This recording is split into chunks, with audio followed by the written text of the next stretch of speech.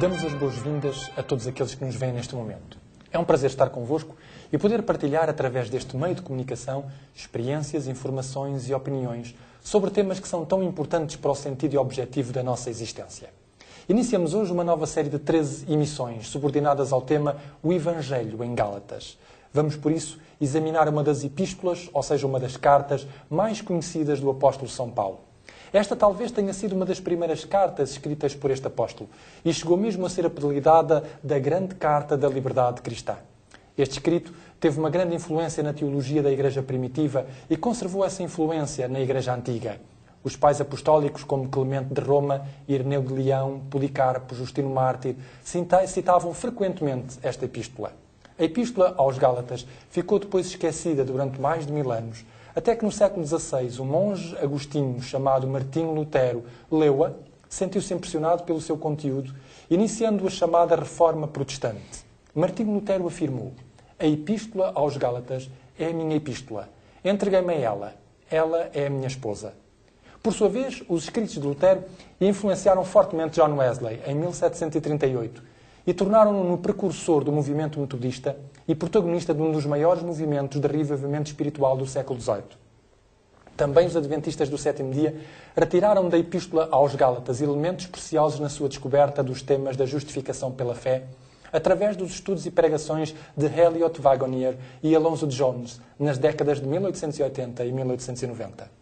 A Epístola aos Gálatas trata de assuntos tão importantes como a liberdade cristã, o papel da lei na salvação, a condição do ser humano em Cristo, a natureza da vida dirigida pelo Espírito Santo. Ninguém fica indiferente, nem à forma como o apóstolo São Paulo escreve, nem ao conteúdo daquilo que encontra nesta epístola. Será certamente um desafio, uma descoberta, uma aventura de fé, aquela que ao longo das 13 emissões aqui terá lugar. E certamente muitos comentários e opiniões despoltarão questões e decisões importantes na sua experiência espiritual pessoal. Mas para iniciarmos hoje esta aventura, começamos por falar do autor desta epístola, que é consensual entre os comentaristas ser da autoria do apóstolo São Paulo, o homem que, sem dúvida, após Jesus Cristo, mais influenciou o Novo Testamento e a comunidade cristã. Sabemos que Saulo nasceu em Tarso, na Cilícia, provavelmente entre os anos 5 e 10 da nossa era. O seu pai era judeu e fariseu, provavelmente originário também de uma família rica e influente. Saulo possuiu o privilégio de ter a cidadania romana e de ter estudado em Jerusalém sob a orientação do Rabi Gamaliel. Mas para conhecermos melhor a pessoa de São Paulo, temos connosco em estúdio para nos falarem acerca deste homem o Paulo Sérgio e o pastor Paulo Lima, aos quais nós agradecemos a vossa presença aqui em estúdio para este diálogo, para esta troca de ideias e de partidas. E vamos começar justamente pelo pastor Paulo Lima, porque o apóstolo São Paulo vai nos aparecer logo no início do livro dos Atos, de um ponto de vista não muito positivo. Ele vai perseguir os cristãos. Que motivos terão levado São Paulo a perseguir os cristãos? Eu penso que podemos falar de dois tipos de motivos. Um motivo de caráter geral ou estrutural e um motivo de caráter específico ou conjuntural. O de caráter geral tinha a ver com a teologia, com o ponto essencial da teologia cristã que estava a surgir naquele momento. Que era o seguinte: Jesus Cristo era o Messias. Jesus, o homem de Nazaré, era o Messias, era o Cristo. Isto levantava problemas aos judeus mais conservadores, nomeadamente aos fariseus, sobretudo à linha mais conservadora dos fariseus. Porquê? Porque Jesus tinha morrido na cruz, tinha sido crucificado. E, segundo a lei de Moisés, estava escrito que aquele que fosse pendurado no madeiro era maldito aos olhos de Deus. Portanto, raciocinavam eles, Jesus não podia ser o Messias de maneira nenhuma. E quem defendia essa tese estava a ser herético em alto grau, claro, à luz das concepções farisaicas. Portanto, esse foi o motivo geral que levou Paulo a perseguir os cristãos. Essa tese que Jesus era o Messias, o Cristo. O motivo conjuntural tem a ver com a atividade de um cristão que se tornou famoso naquela altura, antes da conversão de Saulo para Paulo, que era Estevão. Estevão, um dos 7 diáconos da Igreja Cristã Primitiva. Ele era cristão, de origem helenística, ou seja, ele era um judeu que tinha crescido ou vivido no estrangeiro, entre os gregos, falava grego como sua primeira língua, e estava a residir em Jerusalém naquele momento, como muitos outros cristãos que também tinham vindo do estrangeiro, muitos outros judeus que tinham vindo do estrangeiro, de origem helenística. E ele tinha algumas ideias que levaram precisamente à perseguição. Uma das ideias que ele tinha era que o templo, que era o centro da vida cultural e religiosa dos judeus naquele tempo, não tinha perdido o seu valor com o evento de Cristo, de Jesus chamado Cristo. E isso era altamente ofensivo para um judeu fariseu como Paulo.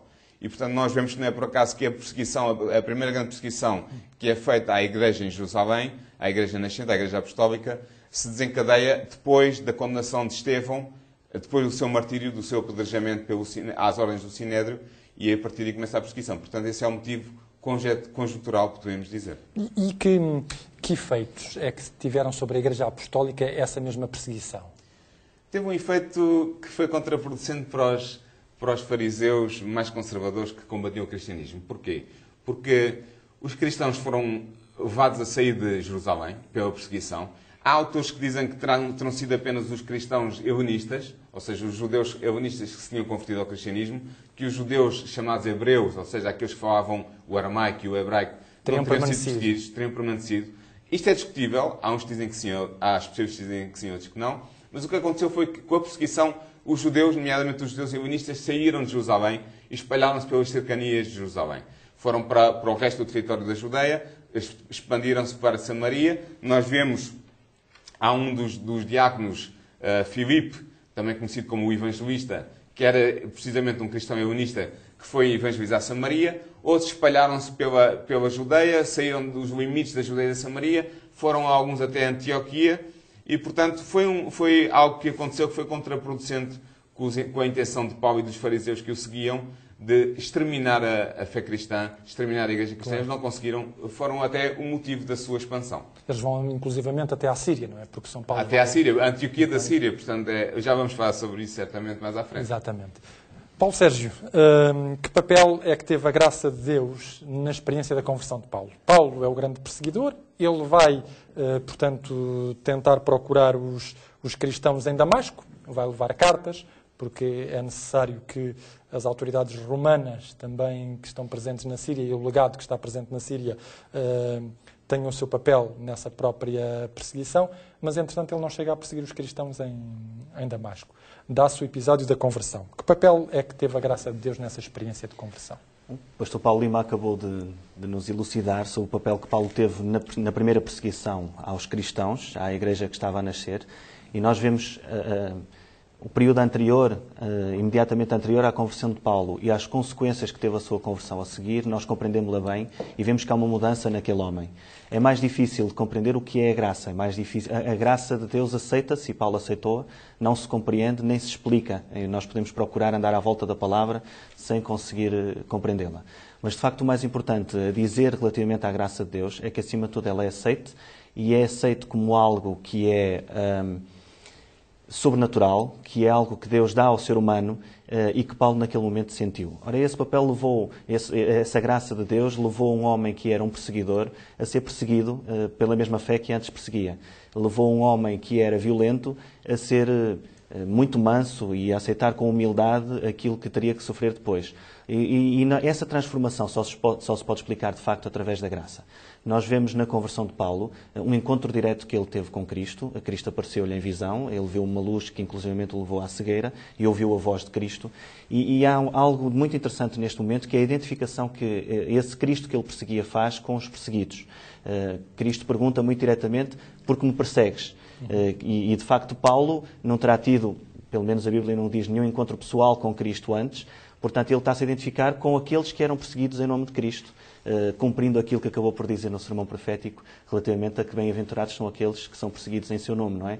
E depois vemos uma segunda identificação de Cristo com aqueles que são perseguidos em seu nome, quando é dada uma visão a um homem que estava naquela cidade de Damasco, chamado Ananias, e que vai ele próprio ter com Paulo, dizendo-lhe que ele teria uma nova missão que lhe era entregue por Cristo. Nós vemos, de facto, esta graça de transformar um homem que nada merece num instrumento muito útil de Deus em defesa do seu povo, e naquele que, como disse na sua introdução, e muito bem, que a seguir a Cristo mais moldou o cristianismo que nós conhecemos. Só pela graça de Deus é que isto é possível. Isso vê-se uma transformação prática da vida deste homem. E como é que nós, esta é uma pergunta que eu gostaria de lançar para os dois, como é que nós podemos interpretar a graça em alguém que, no nosso ponto de vista, merece a justiça? Como é que teriam reagido os familiares de Estevão ao saber que o seu assassino, entre aspas, ou aquele que colaborou no assassinato de Estevão, agora se tornou cristão e as coisas ficam assim. Ou seja, vai ser um líder da igreja e as coisas ficam assim. Ou nós estamos, não sei, Pastor Paulo. Primeiro. Muito obrigado. Nós vemos, no caso de Ananias, ele próprio pensou isso, quer dizer, como é possível que aquele que nós sabemos que vem a nossa perseguição esteja agora aqui em Damasco, numa casa particular, não sabemos que transformação é que possa ter havido, não sabemos se ele nos vem perseguir ou não. Não só Ananias o pensou, como muitos outros judeus que depois não o receberam bem em Jerusalém, inclusivamente. Portanto, não teriam só sido os próprios familiares de Estevão que o pensariam. Todos aqueles que eram judeus convertidos e que conheciam aquilo que Saulo tinha feito antes, não confiavam agora em Paulo. Portanto, de facto, mais uma vez, é Deus que tem o poder, através do Espírito Santo, de convencer as pessoas de que aquele homem, de facto, estava transformado. Não sei Eu se o Pastor Paulo... acrescentaria que essas pessoas, como por exemplo os familiares de Estevão, que poderiam ter ficado chocados com o facto de Deus ter estendido a sua graça a Paulo, não o condenando à morte como ele merecia, pela morte que tinha causado a outros, eu penso que a maneira que eles tiveram de encaixar isso e de aceitar tem a ver com o facto de Deus próprios serem imerecedores da graça de Deus e serem objeto da graça de Deus. Portanto, pelo menos é essa a situação. E de sentirem isso. E sentir isso. E, portanto, é essa a posição que eu me ponho se estivesse no lugar deles. Realmente Paulo é o objeto da graça de Deus, imerecidamente, mas eu também sou. E, portanto, nessa medida, não posso acusar Deus de ter dado a Paulo uma graça que ele não merecia, porque ele deu-me a mim a mesma graça que eu também não mereço. E nós estamos a falar de um tempo, que não sei se já tinha terminado, mas estamos a falar de um tempo em que isto é realmente muito nítido, em que as pessoas estavam a sentir essa graça imerecida de uma forma muito especial. E nós vemos mais ou menos, durante este período em que se dá a conversão de Paulo e o início do seu ministério, um outro apóstolo a sentir isso mesmo na sua vida, que é Pedro.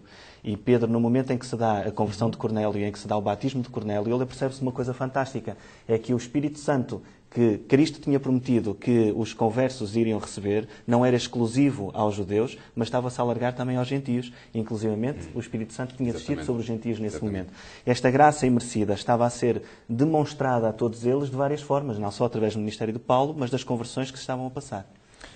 Porquê é que foi a pregação do Evangelho, que foi a partir de Antioquia que ela se deu? Porquê é que foi esta pregação do Evangelho aos gentios? Aliás, ela não parte de Antioquia, ela parte até de Pedro, no livro dos Atos, que é o primeiro a ir, capítulo 10.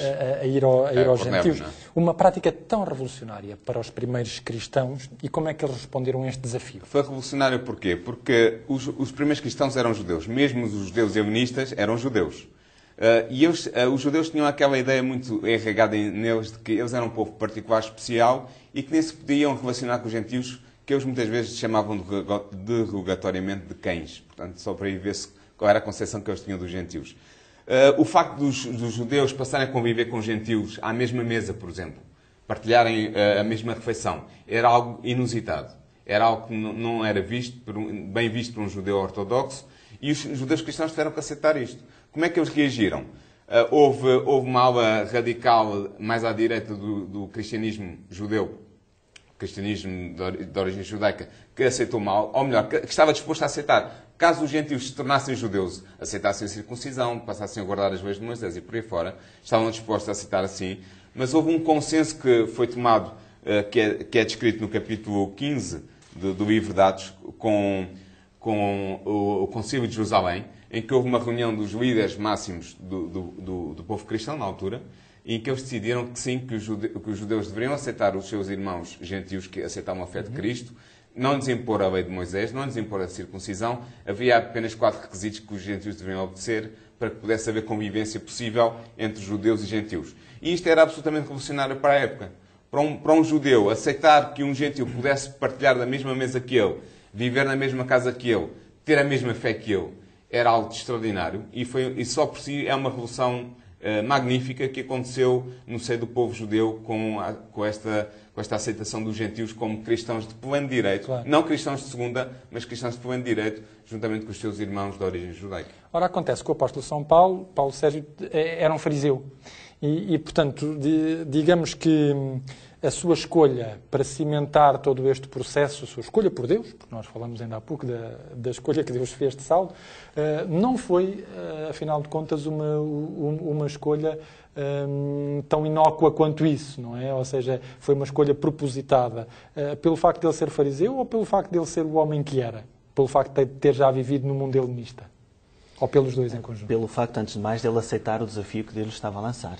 Nós temos que ver que, para lá das suas circunstâncias, o homem tem uma natureza em si próprio. E Paulo, de facto, nós podemos dizer que ele era tão honesto a seguir aquilo que era a sua convicção na perseguição dos judeus, como depois transpôs para o bem essa sua honestidade, essa sua motivação para fazer a mensagem propagar-se. Agora, não há dúvida nenhuma que o facto de Paulo ser uma pessoa com dotes intelectuais superiores, ser uma pessoa formada no seio da cultura judaica, mas muito conhecedor daquilo que é também o período que estava à sua volta, o período helenístico e a sua cultura inerente, lhe deu a possibilidade de fazer coisas que provavelmente mais nenhum homem poderia ter feito.